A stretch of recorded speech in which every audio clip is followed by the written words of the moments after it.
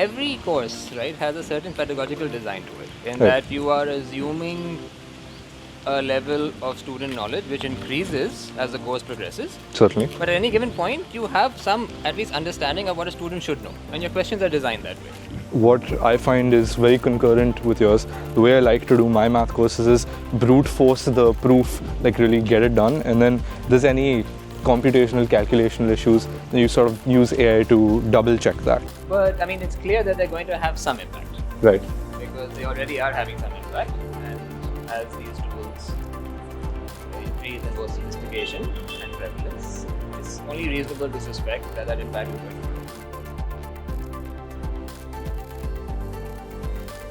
Welcome to KreAItive Dialogues, the podcast where we see how disciplines and ideas intersect with AI and how it shapes learning, research, and creation at Krea University. I'm your host, Dheer Panjwani. I'm a third-year data science and economics double major from the School of Interwoven Arts and Sciences. Today, I will be joined by Dr. Rishi Vyas. He is an assistant professor of mathematics here at Krea University. His research interest is primarily in algebraic theory, and he studies in particular ring theory, set theory, and homological algebra. Is that right? No. No. That's okay. Shit.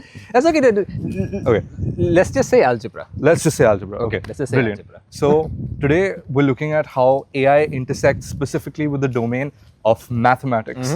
So how do you think your students typically use AI while learning math? Does this create any pedagogical issues, or how have you seen change in mathematics being studied from when you were studying it? Thanks, Dheer, first for the kind introduction. So, I mean, yeah, these tools have had a dramatic impact over the last few years. And they are things that I myself am just beginning to learn. So, in fact, in many ways, I am also a student in this brave new world. Fair enough. So, the things that I'll be talking about today are, I have a little bit of experience with LLMs, but I've also had the chance to listen to those who have a bit more expertise and experience using more sophisticated machine learning technology to understand mathematics. And much of what I'll be talking to you about will be things that I've learned from them. Right. So what do you think is one skill that students really shouldn't outsource to AI? Because the way it works for us is it's really easy to just put in a PDF and then get all the assignment back. In you guys' time, that would have not been the case. So what is one thing you think that students should refrain from doing with these powerful tools? That's an excellent question. So every course, right, has a certain pedagogical design to it, in that you are assuming a level of student knowledge which increases as the course progresses. Certainly. But at any given point, you have some at least understanding of what a student should know, and your questions are designed that way. Yeah. Because of course, what you're asking in the middle of the course is something that would be pretty straightforward once the student has learned the material. True. I think one thing that students should not be outputting to or outsourcing to these tools is the investment in conceptual understanding and effort, Right. and also to some sense in developing stamina for conceptual understanding and effort. True. There are, in maths for example, there are what people call calculation type problems, where you have been given an object and you need to sort of perform a sequence of arithmetic operations to do something to it. And yes, it's important to get a bit of practice on that by hand with small examples that are manageable. But at some point you might then say, okay, fine, now I can begin to use tools. Certainly. The idea being that you at least have understood the procedure, and then what you're outsourcing is the computation. Makes sense. Yeah.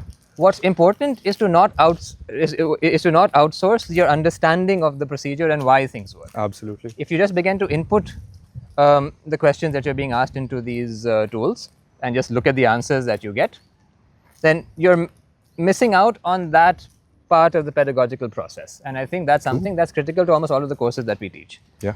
There's also the concern that sometimes these LLMs do hallucinate. They do. Because of the way that they're designed. You enter I have, for example, tested my own assignments on LLMs to see what kinds of results come out. There's also a lot of affirmation bias. There's affirmation bias, and there's things that are just literally wrong, even for examples that are not very large, because of the way these systems work. So, being able to also then look at the output that you're receiving from something like this and understand whether what it's saying is correct is also equally important. True. So what I find is very concurrent with yours. The way I like to do my math courses is brute force the proof, like really get it done. And then there's any computational calculational issues, then you sort of use AI to double check that. That makes a lot of sense. But I would just add that in addition to that, you should also get comfortable with doing those kinds of computations for small examples. So at least you understand how they exactly work. Very true, very true. And then what you can do is outsource the laborious computations that come as you scale up.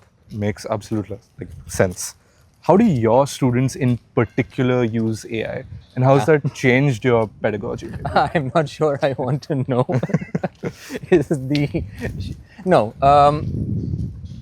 I think it's a useful thing if you're setting, say, open-ended projects, right, that are taking a topic that's related to what you've been studying in depth in your class and asking students to do a little bit of a, say, literature survey on how the tools that you're learning are applied. Because even when it comes to our own work as research mathematicians, one aspect in which these LLMs have been extremely powerful is allowing effective literature searches and understanding what sort of work has been done on a topic or a problem or an area that you might be interested in. So very powerful in content retrieval. Of course, even then they are very powerful. But even then, a degree of care is required because we've all heard of stories of LLMs hallucinating references and resources where things are just made up. But at least as a first pass, they can be a good way to start. Right. Or possibly, engage in a conversation certainly about something that you're studying. And how do you think AI is being used in more deeper mathematical research?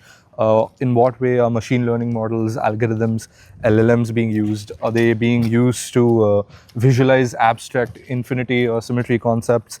Do you think they're used for pattern recognition in some of your fields? How do you reckon AI is going to fit into the research heavy world? So that's a really good question. So there's been a lot of work done in representing certain kinds of mathematical objects in a form that's then amenable and accessible to a machine learning or a deep learning kind of analysis, where you represent properties of a mathematical object as vectors, and then you use these models to find patterns, as you said, right, in these data sets, patterns that would be very difficult to manually interpret, or even manually observe. Right. Given the scale at which these tools are capable of doing an analysis. And there has been some interesting work in this in the last few years, which have, particularly in areas such as number theory and topology, graph theory, and many others, which have had, at least convinced a lot of people that yes, there is a place for these kinds of tools in pure mathematical research as well. Makes sense. I think there's a lot of theories floating online, like the AI 2027 document claims that AI is going to exponentially increase the research capacity of all of humanity, and there's these large-scale implications about employment and other such areas. Do you reckon AI actually holds this exponential research capability, or is it more of a myth? And are there any myths in AI and mathematics that intersect with your domain discipline? I don't think I know enough about these tools or enough about how the future is unfolding to arrive at even a conjecture, let alone a conclusion, something more substantive. But I mean, it's clear that they're going to have some impact. Right. Because they already are having some impact. And as these tools increase in both sophistication and prevalence, it's only reasonable to suspect that that impact is going to grow. Absolutely. What is going to be and what it means for the nature of mathematical research and the dynamics of how the math community itself thinks about the problems that it's concerned about is something which I think we need to wait and see, and leave that question to people who have a lot more experience and expertise with these things than I do. Certainly. Finally, any piece of advice to maybe young and upcoming academics in maths in this new AI era? I mean, I suppose one piece of advice is to I mean, again, this is something that I would like to follow myself, which is to at least gain some familiarity with these tools. Certainly. I would like to know more about them, and it's something that I hope to do over the next few years. Given, I would suggest that, I mean, again, this is mainly advice to myself. I mean, people can take from it what they will, that it's something worth learning. Right. What you do with it is a different question. So I suppose more and more mathematical areas may become Open to research. accessible Yeah. to an analysis using these tools. Fair enough. And that itself will depend on their adoption and the interest that they generate within the mathematical community. Yeah. Well, thank you, Professor. Thanks, Dheer. This has been a lovely and very insightful conversation. For more such talks about AI and these disciplines, please feel free to listen to the next episode of KreAItive Dialogues. We'll have a lot more interesting conversations coming up for you. Thank you. Thanks.